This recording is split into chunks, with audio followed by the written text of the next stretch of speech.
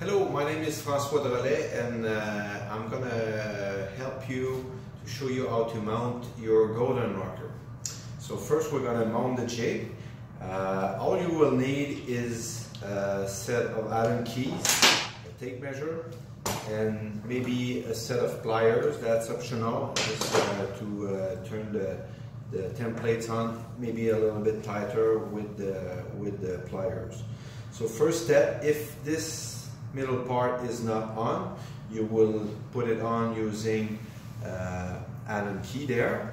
And before you put the middle part to hold the jig, make sure that you loosen those little Allen keys. Use an Allen key to loosen those, to be able to turn them.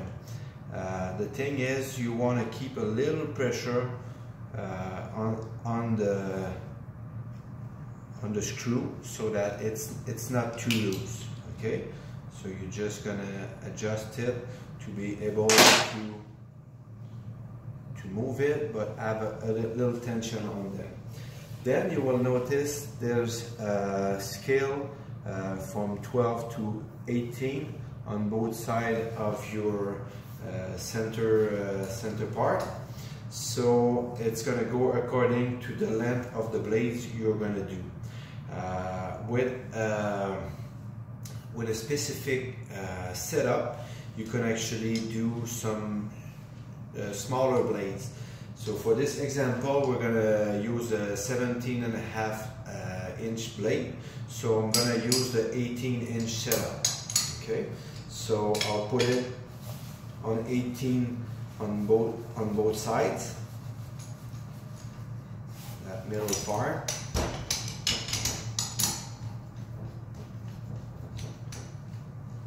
Make it tight, but not crazy.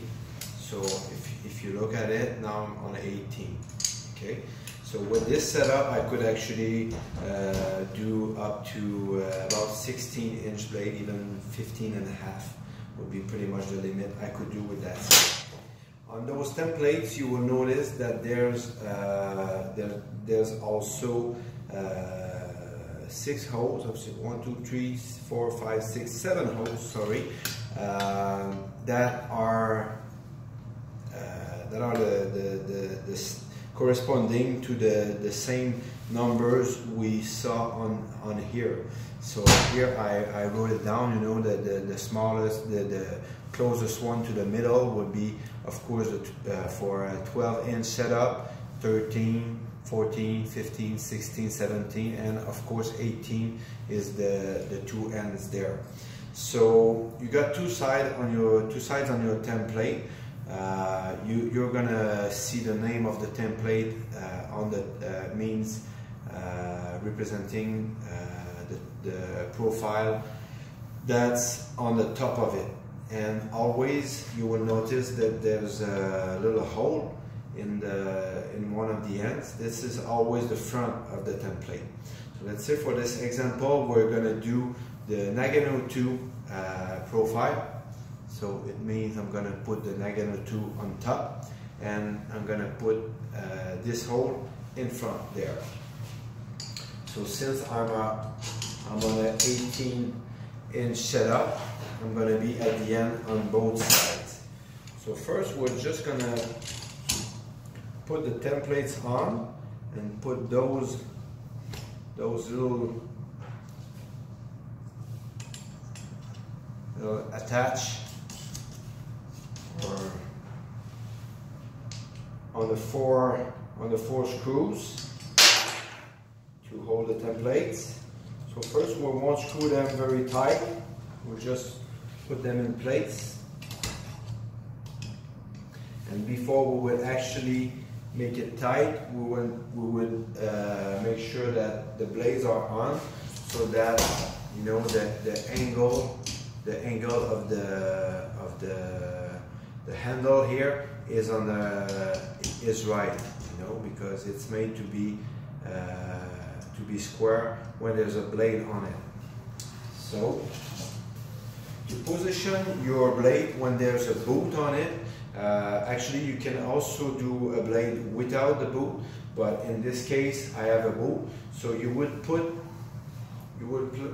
the skate in front of that middle screw. That middle screw is actually what we will call anti-vibration screw. So at this point now, we're just going to make the blades go over the pinch here, so that we get the thickness of the blade at the right place. I'm going to put the other one here. I'm just going to lift it so that it goes over the pinch. Okay, so after that we're going to use the top locators. That's what we call the top locators. You will notice that there's 3 holes. Okay, each hole correspond to a different height here for the templates. You would understand that the cutting tool here can be more or less wear.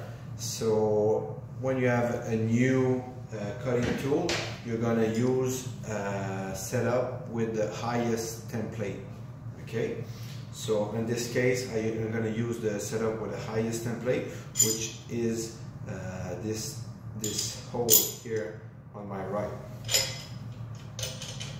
So we'll put it on. Make sure it's square with the jig here. We'll do the same thing in front. Make it square. Tighten it. Don't have to be tight like crazy. And then we will bring our blade to touch those top locators. So with the right blade, I had previously marked my blades, the middle of my blade, because they have to be lined up with that middle part here. Okay, so doing so, we're always at the right position. So I put my right blade, tighten the handles. Same thing with the other blade. Actually, the first one was my left. Okay, line it to my little mark that I made. Then I'm going to unscrew those little anti-vibration screws so that they're in contact with the blade. Don't have to make a very good too strong pressure, just so that they're in contact and that they prevent vibration. Then we're going to lift our templates and screw the little handles. Do it on 4 of them. Screw the little handle. Okay. At this point, you could use a little plier to actually make them a little bit tighter. But before you do that, you're going to take the jig with your hands like that, and you're going to bring it to the light and make sure that you're touching, in front in the 4 points and in the back in the 4 points as well. I mean that the top locator is touching the template, the blade, template, blade, and template. That it touches everywhere. Okay, and then when it's the case, right now, you can take off the top locators. Okay, if you feel, you can actually use a little plier to give a little extra tension to make your setup even stronger and tighter. But a lot of people actually don't do that, and it makes nice blades anyways. So now the jig is ready. Now we're going to talk about the, let's call it the rotative block, the block that will roll on the templates and actually cut the blades here with the cutting tool. First you need to put the cutting tool. Of course there's a first washer, then the cutting tool, then another washer, and then you put that little screw in, and you will eventually tighten it with an Allen key. I say eventually because before that we're going to actually, before we actually tighten it up, we're actually going to put the rotor zip in the rotative tool, making sure that this is loose enough here. Okay, then you put it like that and you turn it. Okay,